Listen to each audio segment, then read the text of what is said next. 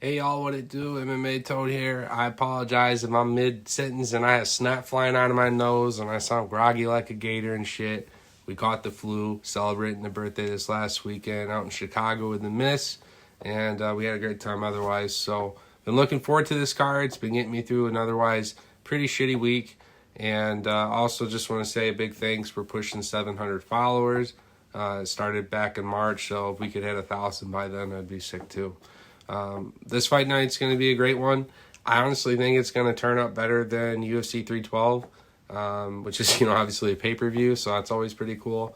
And so as long as they're not just really shitty cards at the Apex, I intend on doing breakdowns moving forward. All right, so kicking things off, we got Pierogies taking on Ham Sandwich. I'm going to go with Ham Sandwich. Although Dana's taking away the juice box, we may not see the finish. I do see his grappling at the very least, especially with His Majesty winning the decision. But he likes to generally get the fight to the ground and work in lethal ground and pound. I've seen a no contest, and I've also seen a loss due to illegal strikes on his record. So if you could bet the DQ and UFC actually followed their own fucking rules of MMA, and you could bet on the DQ for Pierogies, I would hit it. But they never do, so not even worth mentioning. So anyways, I am going to stay away from distance on that one again because the factor of not having the juice box, we are waiting to see what Ham Sandwich fight's like. Moving up the card, we got Bogdan taking on Alexander. Alexander's going to be one of three fighters coming out of Fusion XL, along with Terrence McKinney and Mike Davis. Very looking forward to their fights. Alexander's got a bit of a tricky opponent in Bogdan. Bogdan's a great striker. Hasn't had his test at UFC the way Alexander has, so I am going with Alexander for that reason. Higher level of opposition. But Bogdan's been looking good. He gets some of his fights done by submission, more times than not, with his striking. And Alexander has struggled against grapplers. So Bogdan's going to be tricky in that world, and I think that's the area they're looking to exploit. I like Alexander striking a lot, so I think the game plan for him is to keep the fight on the feet and work on his kicks. He's got great speed. I like his leg kicks as well. If he can accumulate that in the first, second round and kind of immobilize Bogdan a bit, I could see it working out in his favor. I don't expect that fight to go the distance, but the prop on that shit's either negative or negative if you have it over or under 2.5 rounds. So probably staying away from it. Moving up the card, Jasmine Jasudavicius representing Niagara Top Team. Also representing MMA Toad Mud Hut, so what's up with that?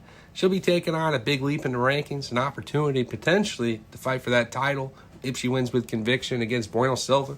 Bueno Silva, obviously she's fought much higher level opposition, but it hasn't quite gone her way. When I look at Jasudavicius, she's lost to some pretty solid opponents. Cortez, she's been fighting top level opposition as well. And I don't necessarily say a loss to Natalie Silva with how good she's been looking is really a huge knock on the career.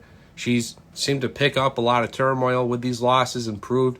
When I watch Jasmine, I'm focusing on a lot of that grappling. She's got tremendous pressure. We know that Bueno Silva tends to start to wear and gas as the fight proceeds late into the later rounds.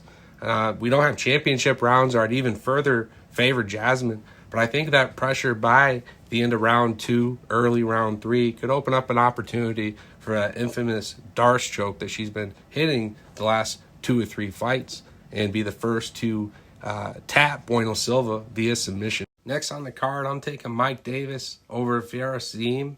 It's hard to be the sniper when you got someone like Mike Davis being the one pressing the gas pedal, mixing it up. He's got crisp boxing, great speed, but that grappling is very good. When I look at someone like Mike Davis, he doesn't really lack or over-excel in any category. He keeps a pretty solid tool belt the whole way down, and I think that's the kind of thing you need against someone like Zaim, who really just wants to sit back and have a striking affair. So I like Mike Davis winning this fight. More than likely, I could see this fight going to the judges, but wouldn't be too surprised if Mike Davis utilized some of these new 12-6 rule sets and just really open up the sniper on the ground. Again, you can't snipe shit when something's up in your face. So excited for Mike to show what's up, and would also love to see him hit a big win here and take not a lot of damage so we can see him be a little bit more active throughout the year. It's on the card, my boy Terrence T-Rex McKinney taking on Damir. the Bosnian bomber, who's going to be dropping some bombs in those pants when Terrence opens his ass up in that first round. Terrence, he's a killer, be kill kind of fighter. Crazy pressure, comes at you. He's lethal with the striking. He's got one of the fastest knockouts in UFC history.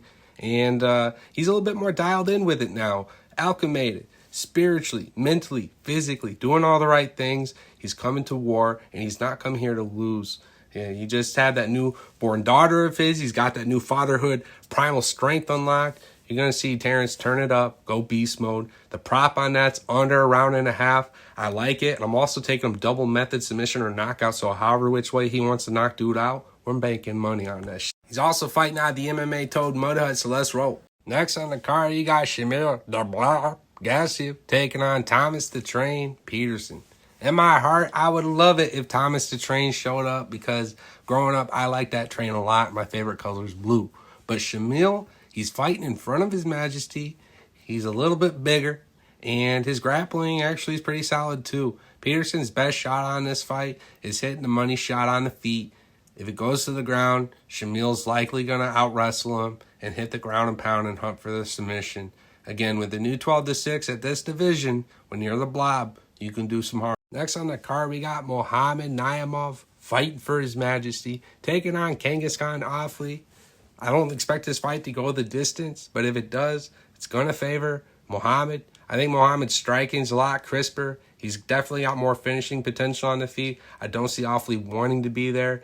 Yeah, Offley in his defense has pretty good grappling, so I think the game plan should be easy enough. Stick to the ground. Try to keep Mohamed off the feet, wear on him, and see if you can expose him later in that fight, hunt for a submission. But I am going to take Mohamed because he's also got a fair bit of grappling himself.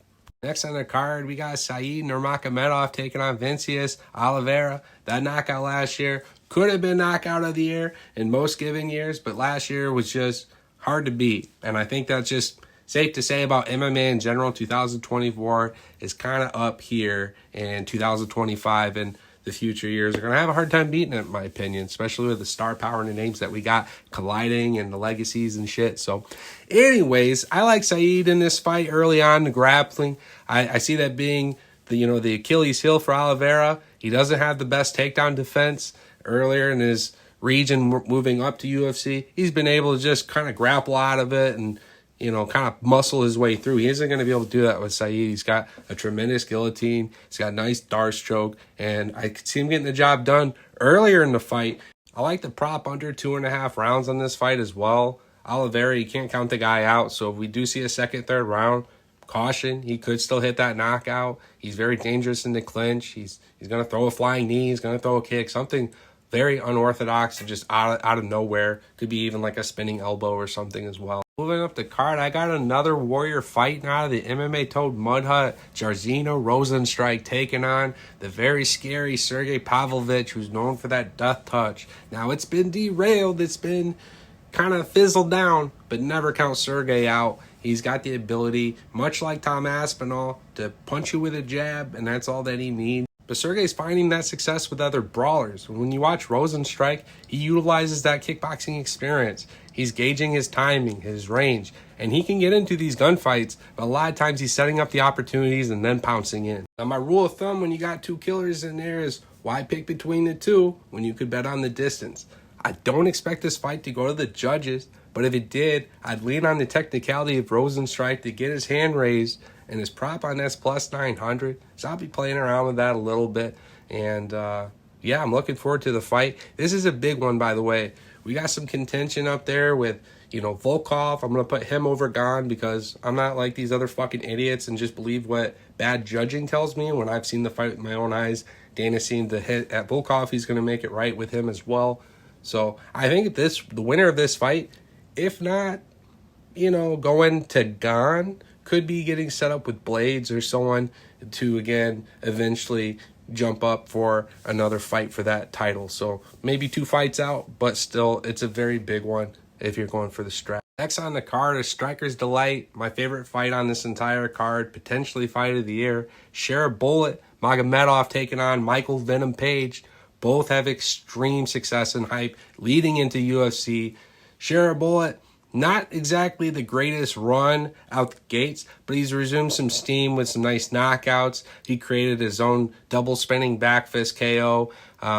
It just shocked the world. It blew his star power up. I collect trading cards, as you all know, and let's just say the stock of those things have gone crazy. Share a bullet. He's meeting other famous athletes, celebrities. He's getting quite a name for himself. And although 7 years older, Michael Venom Page remains one of the most reflexive karate fighters on the roster. I'm not going to say that he's the greatest karate fighter on the roster as long as Wonder Boy remains, especially since Wonder Boy has competed at the top level in the world. You got to give respect there. But Michael Venom Page, when you look at shots absorbed, the speed, the style, the way he just literally flexes on his opponents as he opens and prods them apart with his long range, it's just something you have to witness yourself. I think moving up to 185 pounds is going to be a bit tricky for him. I think the power of Shera could surprise Michael Venom when they get into these gunfights. Bullet, as we know, has great kicks that are also fast. And so this is just one of those fights that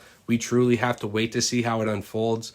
And I expect this fight to remain on the feet. We could sit here and look at MVP and be like, oh yeah, just shoot and take him down. And maybe it's true that Shera has been working on some of that. But then when you reflect what Gary went on to do against Shavkat, despite my boy didn't look good that night, maybe it's not the best idea to assume that your grappling is on the same level of Gary's as well when you've never really trained in it. So distance, I'm kind of staying away from this one. And as far as bets go, also just kind of enjoy this one as a pop and popcorn fight. I'm not putting a lot of stake on it. I'm just enjoying it as a fan. And if it goes to the judges, Bullet's going to have a biased opinion there. Now, before we get into the main event, I always like to point out we like to keep things fair. There is zero biasism in this channel. I don't know how to speak French other than Je suis chaud. Now, moving on to the main card, I got to take Nassourdine Imavov over Israel Adesanya due to the ability to take Adesanya to the deep. I like Adesanya as the fight progresses later in the rounds because he does keep his fight. I mean, he paces himself. He's had the most 5-round experience out of most of the UFC roster at this point. This is his first time not fighting for a title, but he's still fighting 5 rounds. And that's always going to favor Israel Adesanya over most of these middleweights. He's just got far more experience in that department. Imavov, kind of going off the game plan of DDP. I expect him to open up some striking and work for his ability to take Israel Adesanya to the ground, work in ground pound, go for the decision. If a submission presents itself, he's going to try to take it as well. Adesanya, we saw training this time around, doing a lot more takedown defense, but also working on takedowns himself. I saw a clip where he had like 5 different people coming at him simultaneously, takedown, takedown, takedown. That's great that he's working on that. Is it going to make a difference at this point in his career against someone like Imavov who's been drilling and training it since the very beginning? No, it's not. So I have to go with Imavov off of this. I think that Izzy, he's going to still have these bounce back fights. I could see him fighting Cal Brojallo.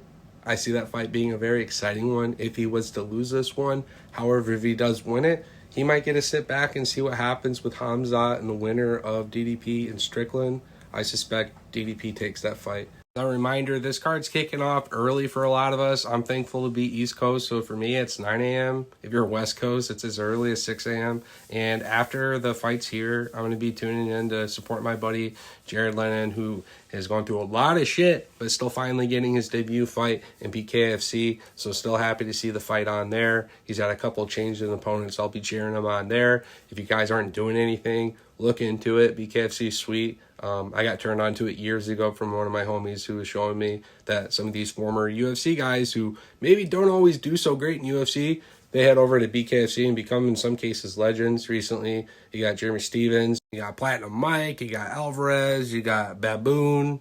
It's just been a riot. You got Conor McGregor who's been buying into it, all coked up, wanting to all of a sudden fight. Start paying attention to it, because if Conor ends up actually doing a bare knuckle fight, if you didn't know about BKFC before, you will after. So, again, thanks for your patience. If you're watching this far, leave a comment below. Hit me with the word MMA Toad or something to let me know who my dedicated ones are. And obviously that helps me get out there in the algorithm so much. So, all right, y'all, peace. Enjoy your fight nights.